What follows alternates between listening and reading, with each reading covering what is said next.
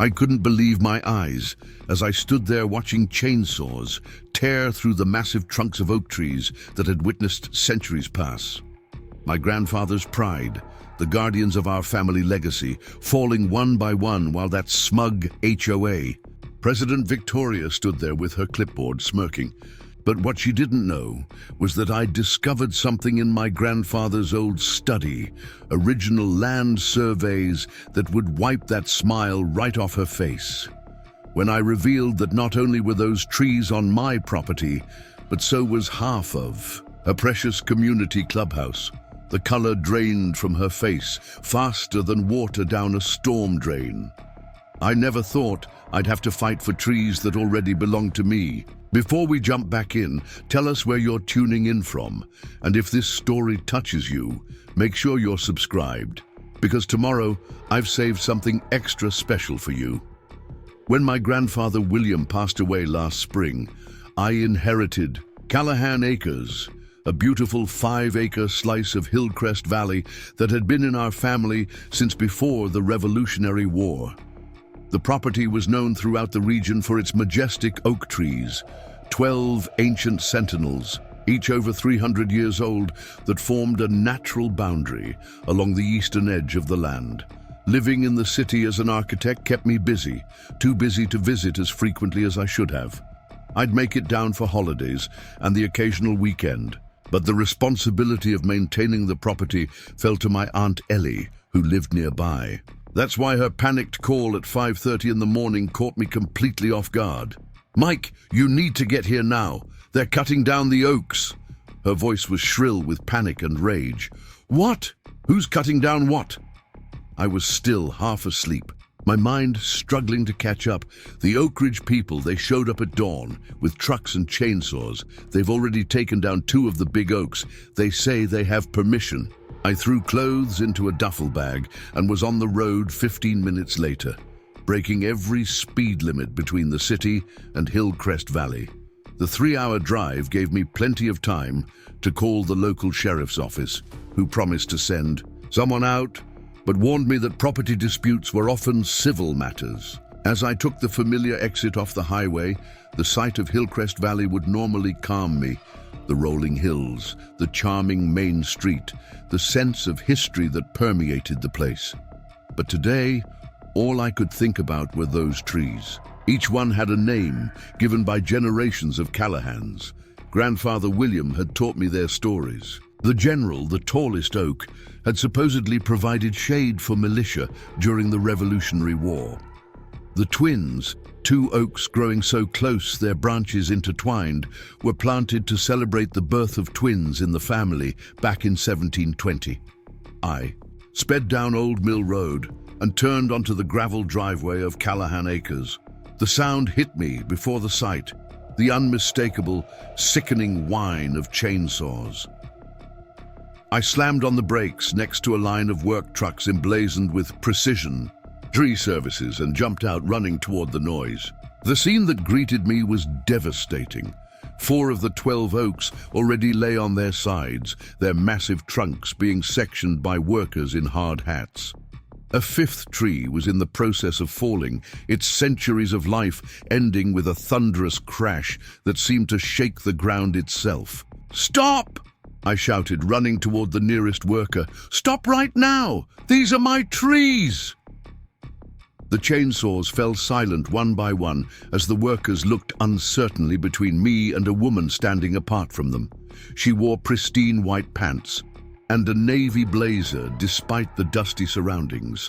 Her blonde bob perfectly styled, sunglasses perched on her nose despite the overcast day. She held a clipboard and had been directing the operation with the pointed confidence of someone used to being obeyed. "Excuse me," I said, approaching her with barely controlled fury. "What the hell do you think you're doing on my property?" She looked me up and down, taking in my rumpled clothes and the anger on my face with cool detachment. "You must be Michael Callahan," she said, removing her sunglasses in a practiced gesture. "Victoria Harrington, president of the Oak Ridge Estates Homeowners Association. I'm afraid there's been some confusion. These trees are on Oak Ridge property and are being removed as part of our community expansion project. That's impossible, I said. These oaks have been on Callahan land for centuries. Victoria's smile didn't reach her eyes. Perhaps no one informed you, but this section of land was acquired by Oak Ridge Developments last year. We have all necessary permits and approvals. She held out a folder. The property line runs 20 yards west of where we're standing. I snatched the folder from her hands, flipping through what appeared to be official county documents showing a boundary that cut straight through what I had always known to be Callahan land. This is wrong, I insisted. My grandfather would never sell this portion of our property. These trees meant everything to him. Victoria sighed, as if dealing with a stubborn child. Mr. Callahan, your grandfather was quite elderly. Perhaps his memory wasn't what it once was. I understand this is upsetting, but the documentation is quite clear. Show me a bill of sale, I demanded. Show me where my grandfather signed over this land. Our legal department handles all that paperwork, she said dismissively. I'm just here to oversee the clearing operation. Now, if you'll excuse me, we have a schedule to maintain. She turned away, raising her hand to signal the workers to continue. At that moment, a sheriff's cruiser rolled up the driveway, and Deputy Martinez stepped out, looking concerned. Victoria immediately approached him, clipboard in hand. Deputy, I'm glad you're here. This gentleman is disrupting our legally permitted work. Deputy Martinez looked uncomfortable. Ms. Harrington, Mr. Callahan, I understand there's a dispute about these trees. There's no dispute, Victoria said firmly. Oak Ridge Estates owns this land. I have all the documentation right here. The deputy reviewed the papers, then turned to me with an apologetic look. Mr. Callahan, it appears the permits are in order. If you believe there's been a mistake, you'll need to take it up with the county clerk's office or get a lawyer involved. For now, I can't stop them from continuing their work on what legally appears to be their property. I felt helpless, watching. As the workers returned to their chainsaws, another ancient oak trembled, then began to fall. This isn't over, I told Victoria. Those trees have been in my family for generations. There's no way my grandfather sold this land. Sentimentality doesn't change property lines, Mr. Callahan, she replied coldly. Progress requires sacrifice. Oak Ridge residents deserve the expanded facilities we're building here. I stormed back to my car, hands shaking with anger. As I drove toward the main house, I called my Aunt Ellie. They've already cut down 5 of them, I said, my voice breaking. They have papers saying Grandpa sold them the land last year. That's not possible, Ellie insisted. William would never sell those oaks. He used to say they'd outlive us all if he had anything to say about it. The deputy can't help. I need to find proof that Grandpa never sold this land.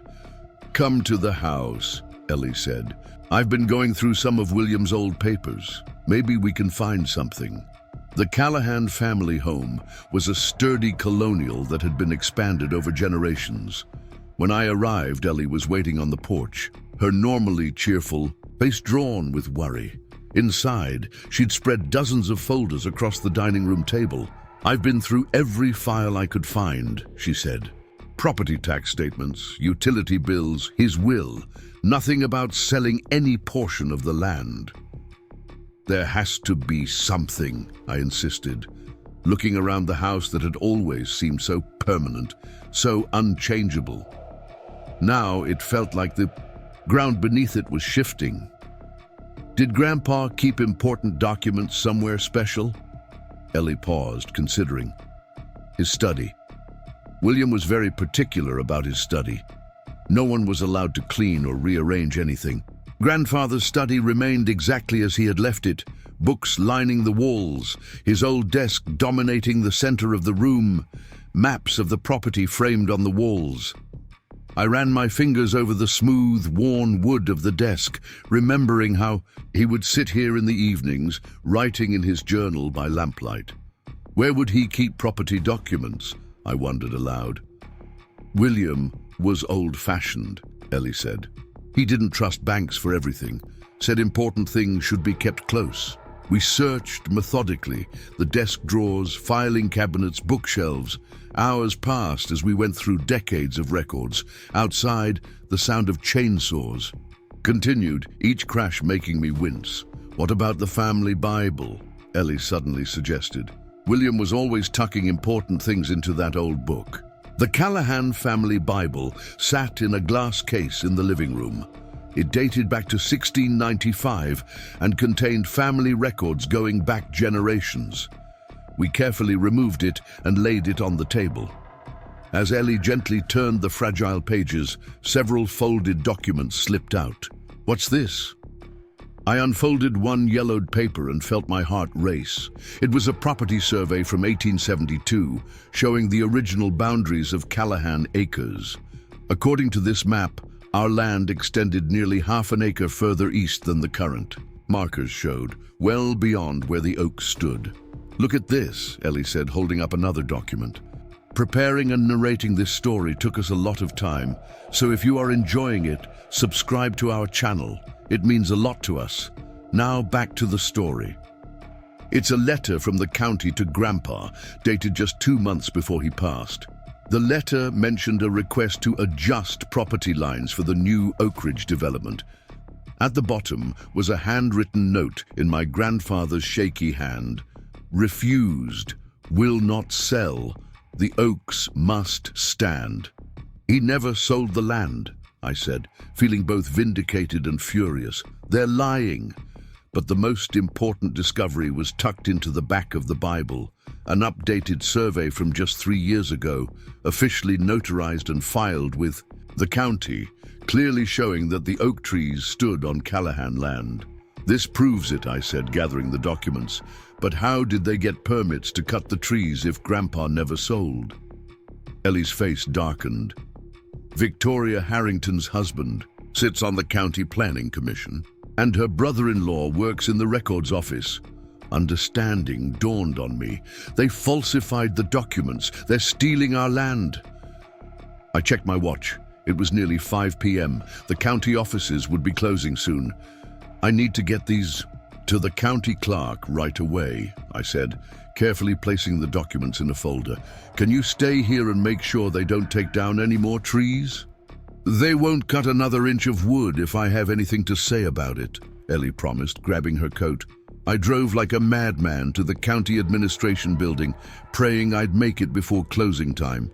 With 5 minutes to spare, I burst into the records office out of breath. Raymond Chen, the county clerk, was just preparing to lock up. We're closing, sir, he began.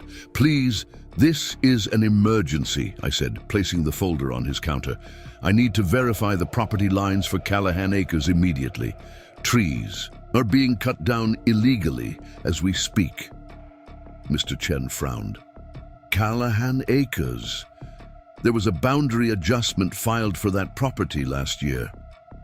That's what I'm disputing, I said, opening the folder. I have the original surveys here and proof that my grandfather refused to sell any portion of his land. Mr. Chen examined the documents carefully, his frown deepening. This is very irregular. The survey on file is completely different from this one. He tapped a few keys on his computer, then turned the screen toward me. According to our records, the eastern boundary was moved last year, signed off by William Callahan. My grandfather would never have signed that, I said firmly. He died protecting those trees. Mr. Chen studied me for a moment, then nodded. Wait here. He disappeared into a back room, returning with a large folder. This is the original deed transfer that was filed. Let me see. He flipped through the pages, stopping at a signature page. Here's the signature authorizing the boundary change. He showed me a scrawled signature that barely resembled my grandfather's handwriting. That's not his signature. I said immediately. I have examples of his actual signature right here. I pulled out Grandpa's letter with his authentic signature. Mr. Chen compared them closely, then looked troubled. Mr. Callahan, I believe you may be right. This appears to be a forgery. He picked up his phone. I need to call Judge Morgan. She needs to see this immediately. Within 30 minutes, I was sitting in Judge Patricia Morgan's office with Mr. Chen, explaining the situation while she examined the documents. This is a serious matter, Judge Morgan said gravely. If what you're saying is true, this constitutes fraud and possibly criminal misconduct. Meanwhile, they're destroying irreplaceable heritage trees, I added desperately. Judge Morgan nodded, picking up her phone.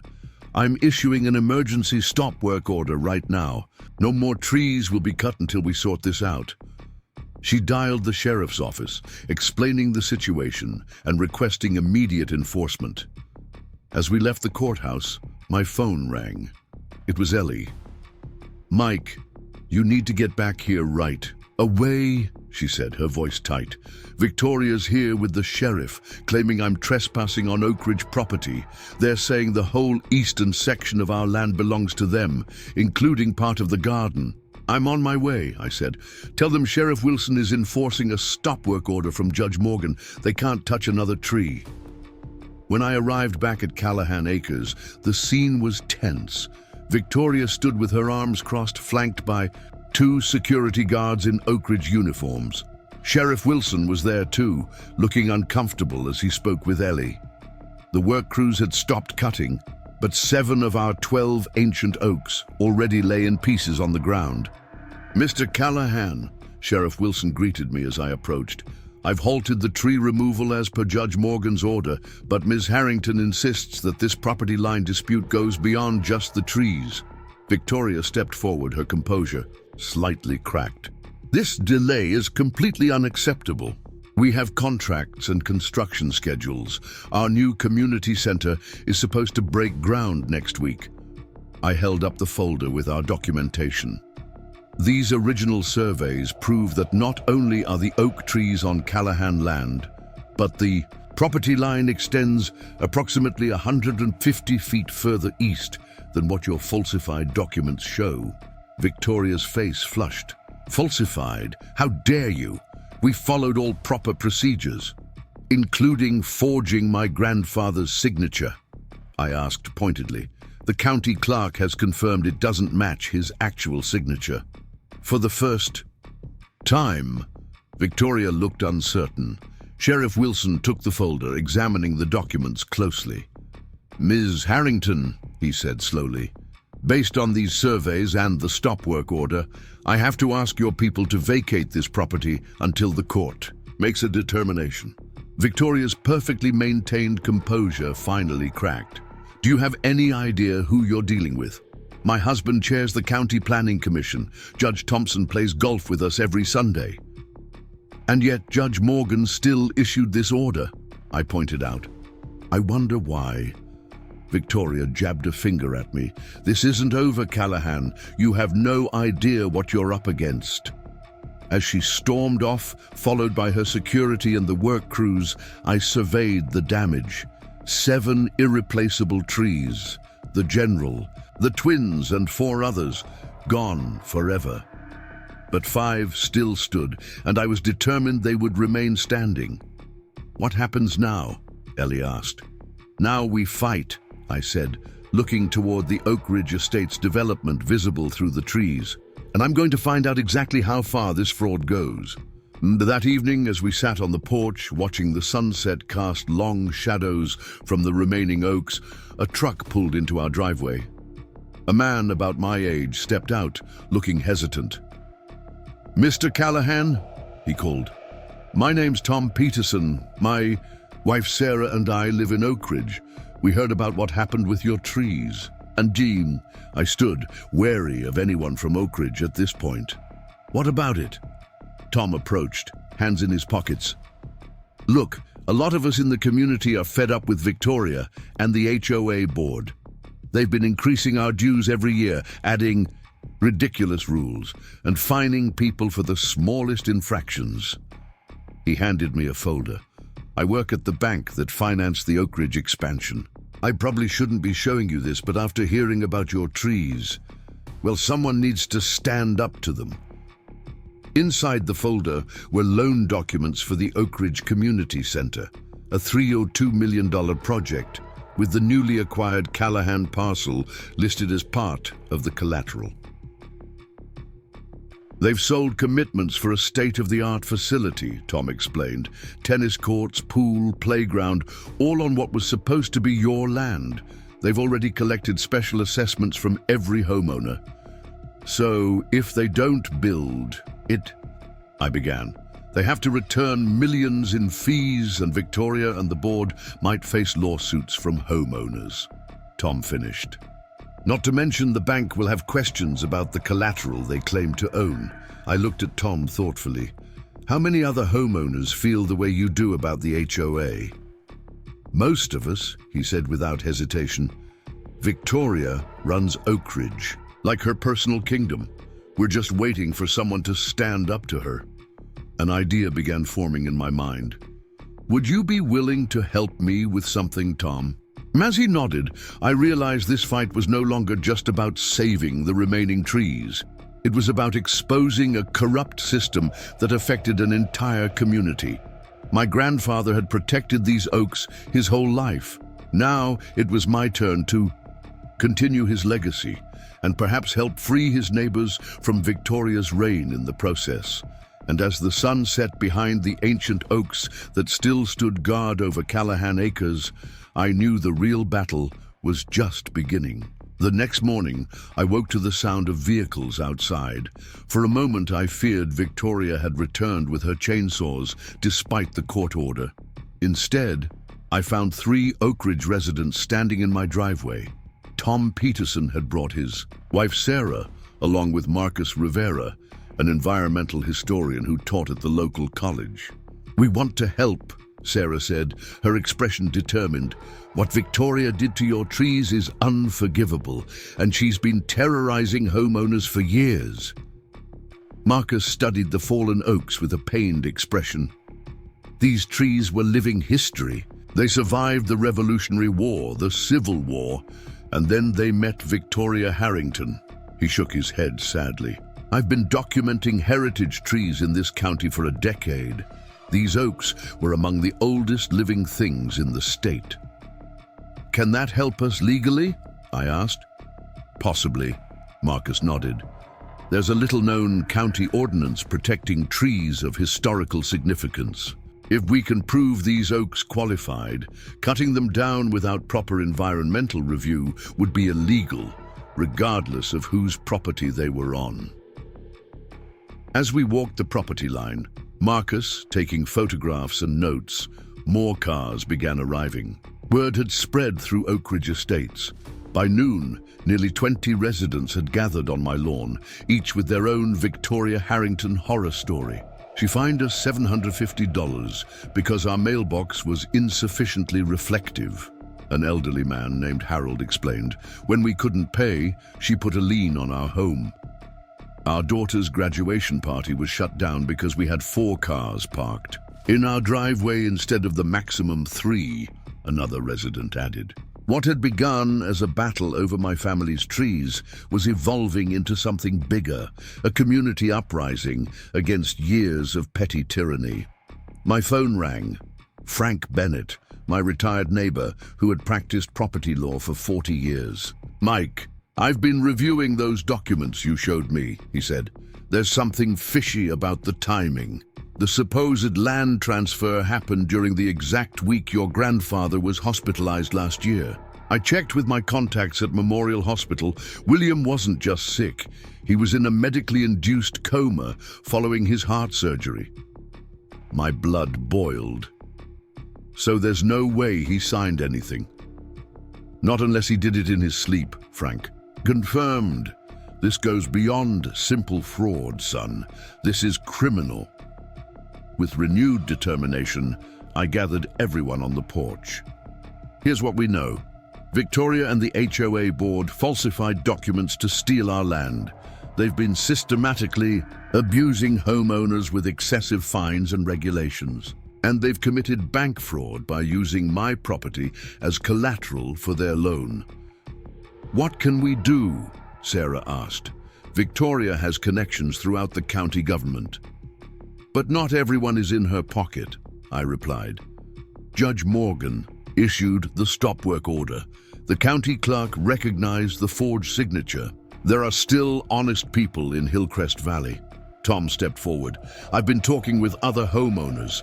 Victoria's called an emergency HOA meeting tonight to discuss the obstruction to their community center plans. Everyone's required to attend. A plan began forming in my mind. Perfect. That's our opportunity. For the rest of the day, we prepared our counterattack.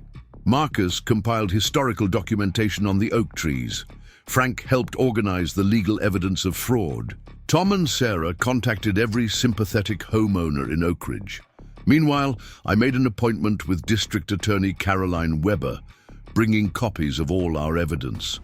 The DA examined the documents carefully, her expression growing increasingly grave. Mr. Callahan, this appears to be a clear case of fraud and potentially criminal conspiracy. The forged signature alone is a felony offense. Will you help us? I asked. I'll need to verify these documents independently, she replied, cautiously. But if everything checks out, there will certainly be charges filed. That evening, I drove to the Oak Ridge Estates Community Center where the emergency meeting was being held. The parking lot was packed. Inside, the large meeting room hummed with nervous conversation as nearly 200 homeowners filled the chairs. Victoria stood at the podium, flanked by 4 board members, her perfect composure firmly back in place. Thank you all for coming on such short notice, she began smoothly. As many of you have heard, our community center expansion project has encountered a temporary delay due to a boundary dispute with our neighbor. I stood at the back of the room, watching as she expertly downplayed the situation, portraying me as an unreasonable outsider trying to derail the community's progress. Rest assured, our legal team is handling this minor inconvenience, she continued. Construction will resume within days, and our beautiful new facilities will be completed on schedule. What about the trees you cut down? A voice called from the crowd. It was Marcus. Victoria's smile tightened.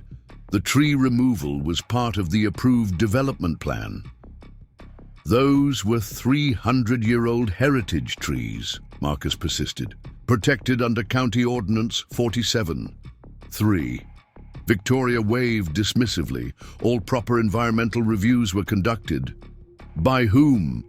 I called out, stepping forward down the center aisle. The room fell silent as all eyes turned to me. Because I have documentation proving no environmental impact study was ever completed. Victoria's eyes narrowed. Mr. Callahan, this is a private meeting for Oak Ridge residents only. I'll have to ask you to leave. Actually, Tom stood up. I invited him as my guest, which is permitted under HOA Bylaws Section 12, Paragraph 4. Victoria's perfect mask slipped for a moment, revealing her fury. Fine, Mr. Callahan can observe, but this dispute will be handled by our attorneys in proper legal channels. I think the homeowners deserve to know what they're really funding, I said, continuing down the aisle. They should know that the land you claimed for this expansion was obtained through forged documents. My grandfather never sold any part of Callahan Acres. Murmurs spread through the crowd. Victoria rapped her gavel sharply. These are baseless accusations. We have properly filed deeds and surveys. Falsified surveys, I counted, reaching the front of the room, and a forged signature from a man who was in a coma at the time he supposedly signed the transfer. The murmurs grew louder. Victoria's knuckles whitened around her gavel. Furthermore, I continued, the loan documents for this project list the disputed land as collateral, land you don't actually own. That's bank fraud, Ms. Harrington. This is absurd, she snapped. Our community's progress is being held hostage by one man's delusions about property lines. No. I turned to face the crowd. This isn't just about property lines or trees. It's about how this HOA operates. How many of you have been harassed with excessive fines? How many have had improvements denied for arbitrary reasons? How many are afraid to speak up because of potential retaliation? Hands began rising throughout the room. First a few, then dozens, until nearly 2/3 of the homeowners had their hands in the air. Mr. Callahan is trying to distract from the real issue, Victoria said sharply. The expansion project benefits everyone. The expansion project is built on fraud, Frank Bennett stood, his authoritative voice carrying through the room. And as a retired property attorney, I can assure you that building on fraudulently obtained land will result in serious legal consequences for the HOA, consequences that homeowners might ultimately bear financially. The room erupted in concerned conversation. Victoria banged her gavel repeatedly, but the control she had maintained for so long was slipping away. A side door opened and Sheriff Wilson entered, accompanied by 2 deputies and a woman in a business suit I recognized as District Attorney Weber. Victoria Harrington? The DA called, her voice cutting through the chaos. I need to speak with you and your board members regarding some irregularities in property transactions. The color drained from Victoria's face. She glanced toward a rear exit, but one of the deputies was already moving to block it. This meeting is adjourned, she announced, her voice slightly higher than normal. Everyone please leave immediately. Actually, Tom stood again. According to the bylaws, a vote of no confidence in the board can be called at any meeting with a quorum present if supported by 5 members in good standing. He looked around. Do I have 4 others who second this motion? Hands shot up across the room. Victoria looked stricken. The motion is seconded, Tom continued. All in favor of removing the current board and holding emergency elections for new leadership, raise your hands. The response was overwhelming. Nearly every hand in the room went up. Victoria finally lost her composure entirely. You can't do this. I built this community. Without me, none of you would have your precious property values. Ms. Harrington, DA Weber said firmly, I need you and the board members to come with me for questioning regarding potential fraud, forgery, and misappropriation of funds. As Victoria and the board were escorted out, the remaining homeowners surrounded me with questions and concerns. What would happen to their community center? Plans? Would they be liable for the fraudulent loan? What about the property lines? I don't want to destroy your community, I assured them, but we need to rebuild it on honesty and respect for each other and for the environment. Over the next few weeks, Hillcrest Valley was abuzz with developments. Victoria and 3 board members were charged with multiple counts of fraud and forgery. The bank recalled its loan for the community center. A thorough audit revealed years of financial misconduct, with HOA funds being channeled into companies owned by board members' relatives. With the old board removed, Oak Ridge residents elected new leadership committed to transparency and fairness. Tom Peterson became the new president, with Sarah and Marcus serving on the board. As for the property line dispute, the county formally restored the original boundaries of Callahan Acres. But rather than simply reclaim the land, I proposed a different solution. On a sunny Saturday morning, nearly 300 people gathered on the disputed property. Oak Ridge residents, town officials, and locals who remembered my grandfather fondly. I stood before them, next to 5 oak saplings ready for planting. My grandfather believed these ancient trees belonged to everyone, living links to our shared history. While we can't bring back the oaks that were lost, we can plant new ones that our grandchildren might someday appreciate.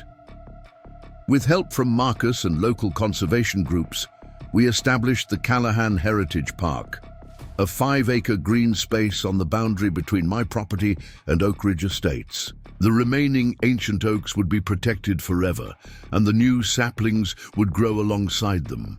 Instead of a private clubhouse, the space would feature walking paths, benches, and educational plaques about the historical and ecological significance of the trees. As I knelt to plant the first sapling, assisted by Tom's young daughter, I noticed an elderly man watching from the edge of the gathering. It took me a moment to recognize Mr. Henderson, who had been my grandfather's closest friend. He approached slowly, leaning on his cane.